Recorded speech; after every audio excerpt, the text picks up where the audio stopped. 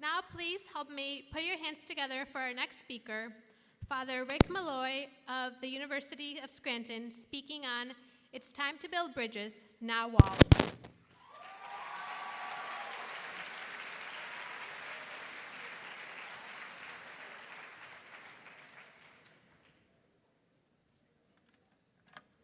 Kind of tough to follow the last two acts, let me tell you. Ignatian Family Teaching 2015. Great to see you here. Yo! Yo, how are you doing? Reminds me of a story. Guy called up his friend, and his friend's little boy answered the phone. Hello. He says, hi, Johnny, how you doing? Good. Is your daddy there? Yes. Can I speak to him? No. Why not? He's busy.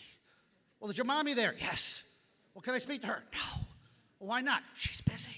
Well, look, I got it. Daddy is talking to the police. The police? Mommy is talking to the firemen. The firemen? What's going on over there? Everybody is looking for me.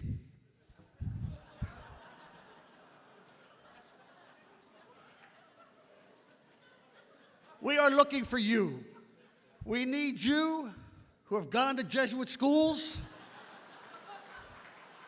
to begin to realize that it's time for no more plastic Jesus. Well, I don't care if it rains or freezes, as long as I got my plastic Jesus riding on the dashboard of my car. If the weather gets real scary, always got Magnetic Mary riding on the dashboard of my car. Plastic Jesus, riding on the dashboard of my car. Magnetic Mary's gotta go, she's scrambling up my radio, riding on the dashboard of my car. There was a time back in Philadelphia where all the Irish Catholics thought all you had to do was put that little statue on your car and you were done. No, we've got to build bridges, people. We got to tear down walls. I spent 15 years in Camden, New Jersey, 15 wonderful years. Loved it there. The Diamond on the Delaware. And I always took this Ben Franklin Bridge as a metaphor for what we were doing. Right over there on the right-hand side of the picture is North Camden. On the other side of the bridge, on the Philadelphia side, left side, was a guy named John Trumbore. He was at the parish the Jesuits run there at 4th and Willings Alley in Philadelphia. Started in 1733. The only place in the English-speaking world where Mass could be legally celebrated at that time. He would come over to North Camden and help us. He helped a kid named Jose Vasquez get to St. Joe's University, a kid from North Camden. Today, Anna Ryan, a tiny little campus minister from St. Joe's, she's making those connections from St. Joe's out to the Jesuit schools. Jesuit works are always trying to build bridges, always trying to make connections. What happens when we don't build good bridges? Without good bridges, people suffer. Without good bridges, children like Alin and Gallup Curdy do not survive. 60 million of our brothers and sisters, refugees in the world today. New York Times front page of their website today has a beautiful article about this situation. 60 million, 30 million of them are children. We have to stop this. You're going to go to Congress on Monday and talk to them to do what they can to prevent such atrocities. We used to be the people who tore down walls. Now there's a guy with funny hair saying we should build walls. I've got no hair and I'm saying tear the walls down.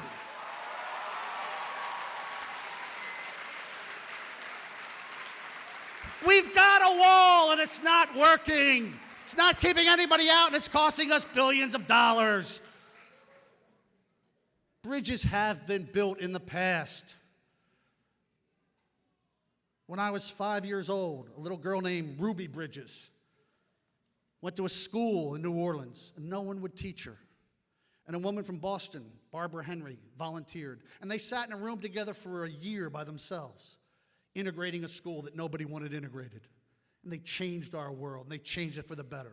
And young men like Brendan and Al sharing their vision with us. There's still a long ways to go, but there have been bridges built. Last week, little Sophie Cruz got past the guards, got to the Pope. She asks us, She asked the Pope to talk to our legislators so that her family doesn't get torn apart. You can change our country. You can change our world. We can change our country. We can change our world. Turn to the person next to you, say it. You can change our country. You can change our world. We can change our country. We can change our world.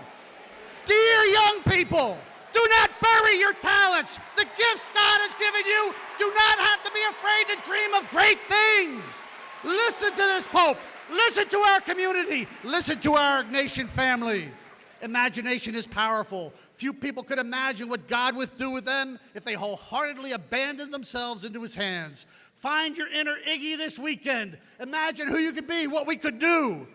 Get your Jesuit on, a yearning for learning, a flair for prayer, and an attitude of gratitude.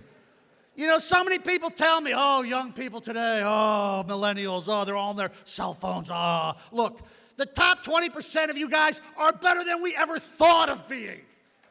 You're smarter, you're thinner, you're better looking, you know how to work all the gadgets. The bottom 20% make me really worry about who's going to run my nursing home, but that's another matter. But I love this message. I think the world is much better today than it was, say, 5 years ago. How can you say that? Don't you ever read the papers? Don't you ever listen to the radio? How can you stand there and tell me this is a better world? I'm in it now. You're in it now. This is your time. This is your place. This is your world. We await what you will do with your wild, wonderful lives. Build bridges that will make us all happy and healthy and holy and free. Tear down walls that separate us from one another. Listen to this Pope. With apologies to Woody Guthrie. This place is your place. This place is my place. God gave this green place for the whole human race. From the Himalayas to the deep blue sea space. This place was made for you and me. This place is your place. This place is my place. God gave this green place for the whole human race. From the Himalayas to the deep blue sea space. This place was made for you and me. And everybody